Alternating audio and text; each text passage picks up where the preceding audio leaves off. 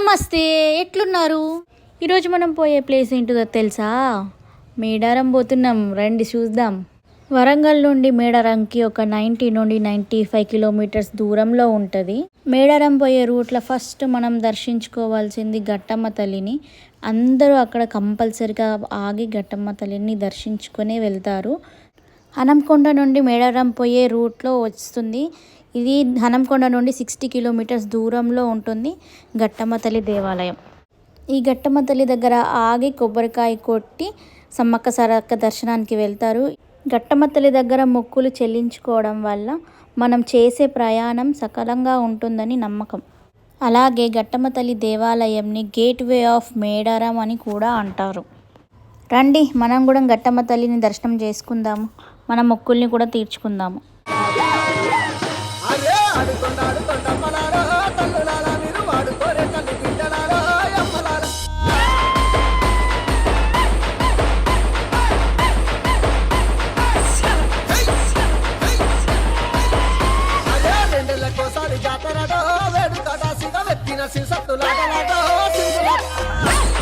గట్టమ్మ తల్లి దర్శనం తర్వాత మేడారం వైపు స్టార్ట్ అయిపోదామండి. ఇక్కడ నుండి మేడారం లోపలికి వెళ్ళడానికి దారి. Pleasant weather and nice road అండి. చాలా బాగా అనిపిస్తుంది ట్రిప్ మాత్రం మేడారం వెళ్ళాలనుకుంటే. మనం మేడారంలోకి వచ్చేసాం. ఆ ఆర్చ్ నుండి మొత్తం మేడారం విలేజే అండి. ఈ టోటల్ ఏరియాలో జాతర జరుగుతుంది. Welcome to Medaram. మనకు విలేజ్ రాగానే కొంచెం దూరంలో మనకు జంపన్న వాగు కనబడుతుంది. ఇదే ఆ వాగండి. యాక్చువల్గా అయితే ఈ నది పేరు సంపెంగ నది. కానీ ఈ నదిలో సమ్మక్క కొడుకైన జంపన్న తన ప్రాణత్యాగం చేశాడు కాబట్టి ఈ నదికి జంపన్న వాగు అని పేరు వచ్చింది. చాలామంది భక్తులు ఈ జంపన్న వాగులో తలనీలాలు అండ్ స్నానాలు చేసుకుంటారు. మేము వెళ్ళినప్పుడైతే వాటర్ ఎక్కువ లేకుండే, చాలా తక్కువ ఉండే. భక్తుల స్నానాల కోసం పైప్ లైన్స్ బోర్వెల్స్ వేశారు. అప్పుడు మేమందరం జంపన్న వాగులోకి వెళ్ళి కాలు చేతులు కడుక్కొని పైకి వచ్చేసాము. అక్కడ నుండి టెంపుల్కి వెళ్దామని. ఇక్కడ మంతా జంపన్న వాగు ముందు ఏరియా అండి. ఇక్కడ నుండి మనం గద్దెల సైడ్ వెళ్దాము, రండి. ఇది చూడండి, ఇక్కడ నుండి మెయిన్ టెంపుల్ స్టార్ట్ అవుతుంది. ఎవరైతే బంగారం అంటే బెల్లాన్ని సమర్పించాలి అని అనుకుంటున్నారో ఇక్కడ ఫస్ట్ తీసుకోవాలి. నిలువెత్తు బంగారం ఒక సైడ్ దొరుకుతుంది అండ్ మనం చిన్నగా తీసుకెళ్ళాలంటే అది ఒక సైడ్ దొరుకుతుంది. అది మెయిన్గా మనం గమనించాల్సిన ప్లేస్. ఇది వచ్చేసి సింగిల్ ప్లేసెస్ ఇస్తారు. మనం జస్ట్ ప్రసాదం కోసం పెట్టాలి అని అనుకుంటే ఈ ప్లేస్లో తీసుకోవాలి. జాతర టైంలో మనకి బంగారం దొరకడం చాలా కష్టం అండి. చాలా బేరం చేయాలి. మేము చాలాసేపు బేరం చేసి అడిగితే చాలా చిన్నవి 2 ఇచ్చారు. అది కూడా 80 రూపీస్కి ఇచ్చారు. ఎంత బ్రతిమాలినా ఎంత బేరం చేసినా అస్సలు ఇవ్వలేదు. కానీ వచ్చాం కదా అని తీసుకున్నాము. ఈ షాప్ పక్కనే మనకి అమ్మవారికి కొబ్బరికాయలు, దండలు అండ్ అమ్మవారికి పెట్టడానికి చీరలు కూడా దొరుకుతాయి. ఇప్పుడు మనం చూసేది అమ్మవారి మెయిన్ ఆర్చ్. ఇక్కడ నుండి మనం లోపలికి వెళ్ళాలి. యాక్చువల్గా అయితే అమ్మవార్లు వచ్చినప్పుడు పక్కనున్న క్యూ లైన్లో నుండి మనల్ని పంపిస్తారు. కానీ మనం ముందు వెళ్ళాం కాబట్టి మెయిన్ ఎంట్రన్స్ నుండి పంపిస్తున్నారు. అసలైతే ఇది చాలా ఫ్రీగా ఉంది ఈరోజు. యాక్చువల్గా జాతర రోజైతే చాలా రష్ ఉంటుంది. అసలు మనం కూడా వెళ్ళలేము. ఎంతమంది అంటే అంతమంది భక్తులతో ఫుల్ అయిపోతుంది. ఇప్పుడు కనపడేది సమ్మక్క గద్దె ఆర్చ్ అండి. రండి పోదాం సమ్మక్క దగ్గరికి. ఇంకా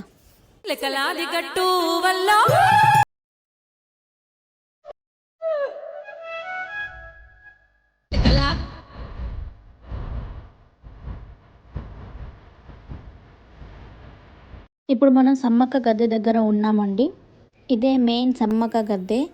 ఇక్కడ ఎవరు పూజారులు ఉండరండి. ఓన్లీ కోయ వాళ్ళే మాత్రం పూజలు చేస్తుంటారు. అండ్ మెయిన్లీ మనం వాళ్ళతోటి బొట్టు పెట్టించుకోవాలి. ఈ గద్దె దగ్గరనే మనం తీసుకొచ్చిన బెల్లం కానీ, ఓడిబియ్యం కానీ, చీరలు కానీ ఏవైనా సమర్పించుకోవాల్సింది ఇక్కడే. చాలామంది భక్తులు బంగారాన్ని ఎత్తుకొని ఈ గద్దె చుట్టే ప్రదక్షిణలు కూడా చేస్తారు. ఇప్పుడు మనం సారక్క గద్దె సైడ్ వెళ్దాము, రండి. సమ్మక్క గద్దె సారక్క గద్దె పక్కపక్కనే ఉంటాయి. కొంచెం దూరంలోనే ఒకటే ప్లేస్లోనే 4 గద్దెలు ఉంటాయి. ఇది వచ్చేసి సారక్క గద్దె.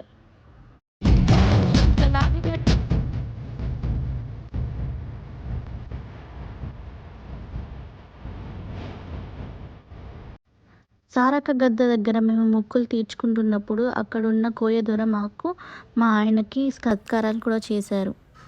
మేడారంలో సమ్మక్క తల్లిని ఎదురుకోళ్ళతోటి ఆహ్వానిస్తారంట. సో అక్కడ ఎదురుకోళ్ళను చూసి సమ్మక్క తల్లికి ఎదురుకోళ్ళు వేశాము. నెక్స్ట్ మనం చూసే గద్దె వచ్చేసి పడిగిద్దరాజు గద్దె.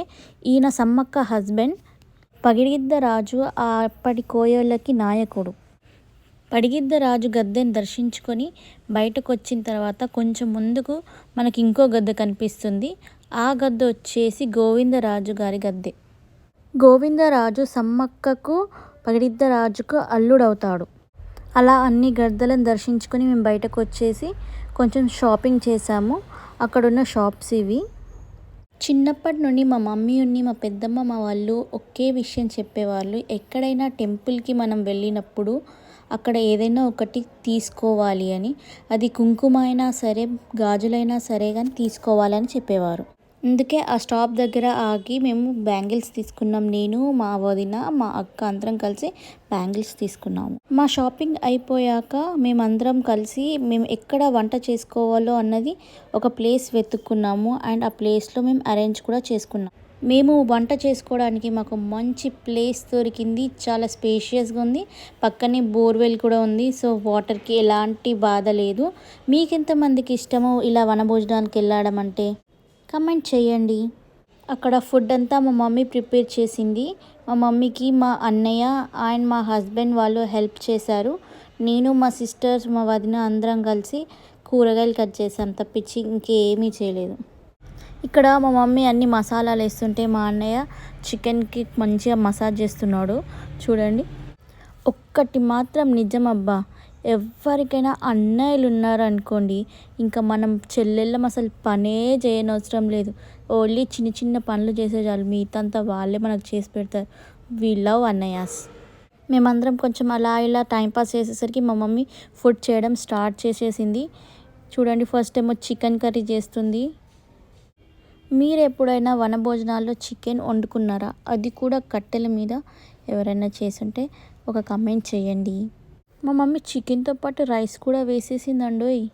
కట్టెల పొయ్యి మీద వండిన చికెన్ కర్రీ రెడీ చూడండి. అండ్ ఎగ్స్ కూడా చేసింది మా మమ్మీ. వావ్. వంటలన్నీ అయిపోయాక ఇలా అమ్మ వాళ్ళకు నైవేద్యం పెట్టుకోవాలి. స్టవ్ దగ్గరనే పెట్టుకోవాలి. ఇలా రెండు సెపరేట్ ఒకటే ప్లేట్లో సెపరేట్గా పెట్టాలి అమ్మ వాళ్ళకి. నైవేద్యం పెట్టాక మేము అందరం కూడా మొక్కుకున్నామండి. ఇప్పుడు వినండి మా మమ్మీ వాయిస్లో తను ఏమేమి స్పెషల్స్ చేసిందో కూడా చెప్తుంది. సమ్మక్క సారక్క దగ్గరికి వచ్చినాము. బగారా అన్నము, కోడి కూర, కోడిగుడ్లు. బాగుంది కదా మా మమ్మీ వాయిస్. చాలా ఎంజాయ్ చేసామండి మేము మా సమ్మక్క సారక్క ట్రిప్ని మాత్రం. ఇలా ఫ్యామిలీతో ఒక్క డే అయినా స్పెండ్ చేస్తే ఆ థ్రిల్లే వేరే ఉంటుందండి. ఇక్కడ చూడండి మా అన్నయ్య మా మమ్మీ చేసిన ఫుడ్కి రివ్యూ ఇస్తున్నాడు. మీకు కూడా మీ ఫ్యామిలీతోటి ఒక డే మొత్తం స్పెండ్ చేయాలి, అది కూడా అడవిలో మంచిగా ఒక జాతరలాగా ఎంజాయ్ చేయాలి అని అనుకుంటే మాత్రం పక్కా మేడారం వెళ్ళండి. ఇప్పుడు కొంచెం రష్గా ఉండొచ్చు కానీ తర్వాత మాత్రం చాలా బాగుంటుంది. Medaram is the best option for family trip అండి. మరి ఇప్పుడు నేను నా ఫుడ్ని ఎంజాయ్ చేయాలి. మరి మా ఫ్యామిలీతో కలిసి నేను ఫుడ్ తింటాను. బాయ్ మరి. Thanks for watching. సబ్స్క్రైబ్ చేసుకోండి ప్లీజ్. జర సబ్స్క్రైబ్ చేసుకోరాదు.